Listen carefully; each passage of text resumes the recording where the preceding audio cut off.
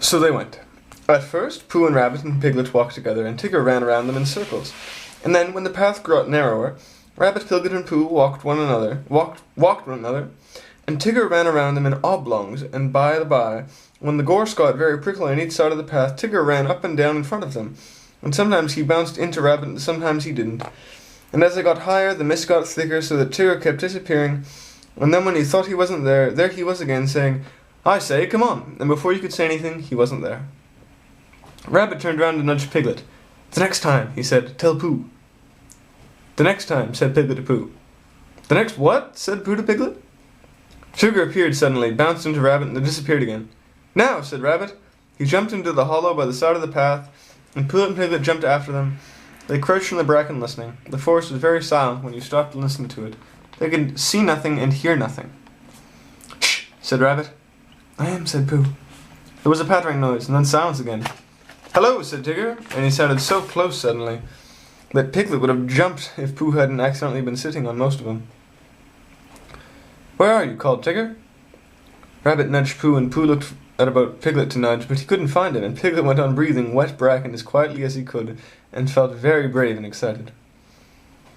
"That's funny," said Tigger. There was a moment's silence, and then they heard him pattering off again. For a little longer they waited, until the forest had become so still that it was almost frightening to them. And then Rabbit got up and stretched himself. "Well," he whispered proudly, "there we are, just as I said." "I have been thinking," said Pooh, "and I think—" "No," said Rabbit, "don't. Run, come on," and they all hurried off, Rabbit leading the way. "Now," said Rabbit, after they had gone a little way, "we can talk. What were you going to say, Pooh?" "Nothing much." "Why are we going along here?" "Because it's the way home." "Oh," said Pooh. "I think it's more to the right," said Piglet nervously. "What do you think, Pooh?" Pooh looked at his two paws. He knew that one of them was the right, and he knew that when you had decided which one of them was the right, and then the other was the left, but he could never remember how to begin. "Well," he said slowly. "Come on," said Rabbit. "I know, it's this way." They went on. 10 minutes later they stopped again. "It's very silly," said Rabbit, "but just for the moment of course, come on." "Here we are," said Rabbit 10 minutes later. "No, we're not." "Now," said Rabbit 10 minutes later, "I think we ought to be getting, or are we a little bit more to the right than I thought?"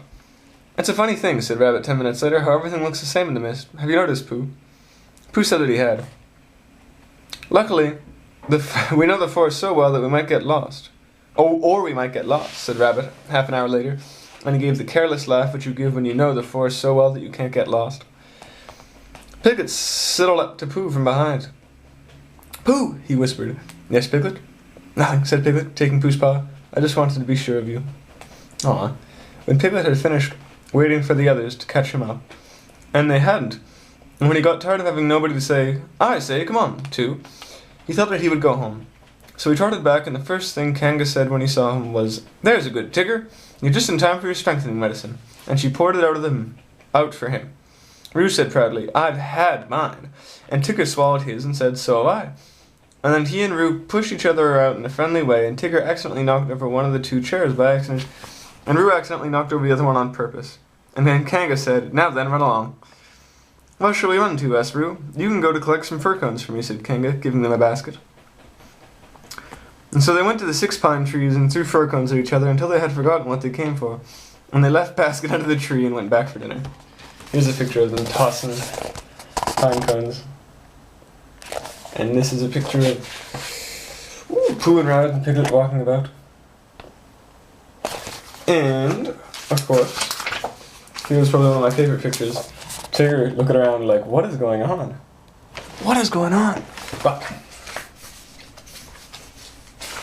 I'm turning too far ahead. And just as they were finishing dinner, Christopher Robin put his head in the door. "Where's Pooh?" he asked. "Tigger, dear, where's Pooh?" said Kanga.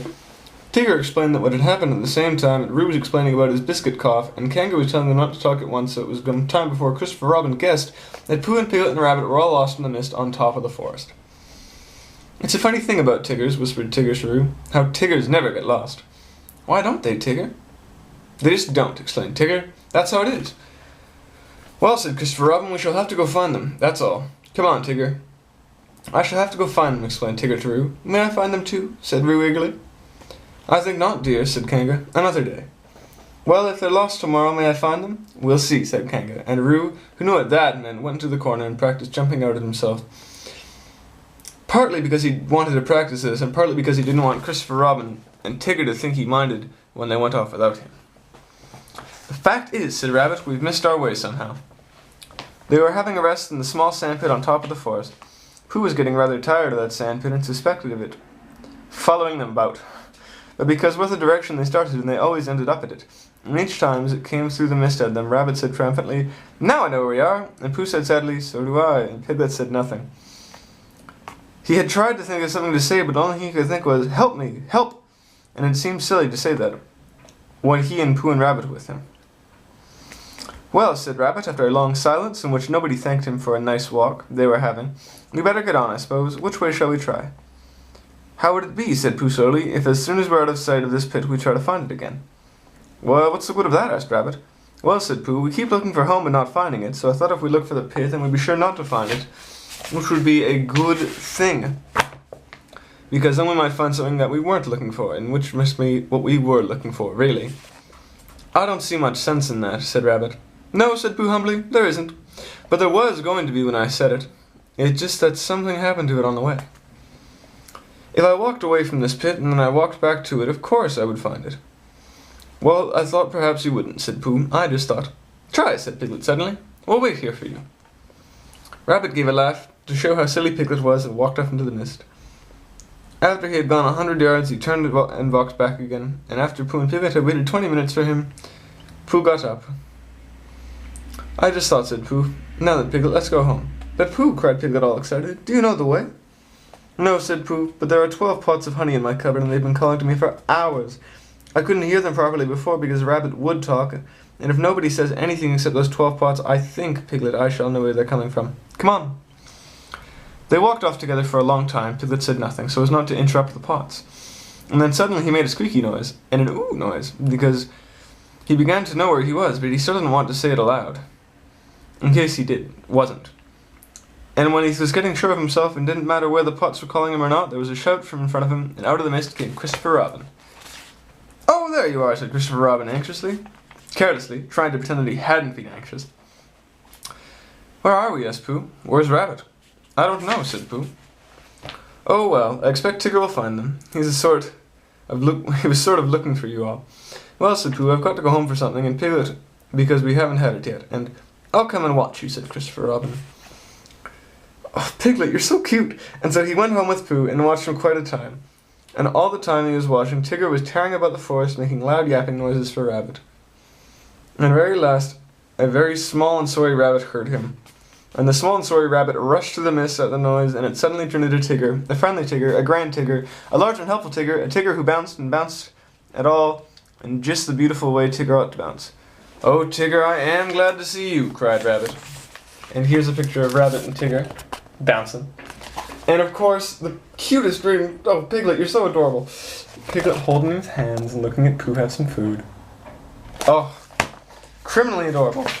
Tomorrow we'll do chapter 18, in which Piglet does a very grand thing. Alright, Christy, sleep well, keep calm, find a llama, carry on, and I will talk to you, boo-doo-doo-doo, tomorrow on your birthday. I love you, Christy. Good night.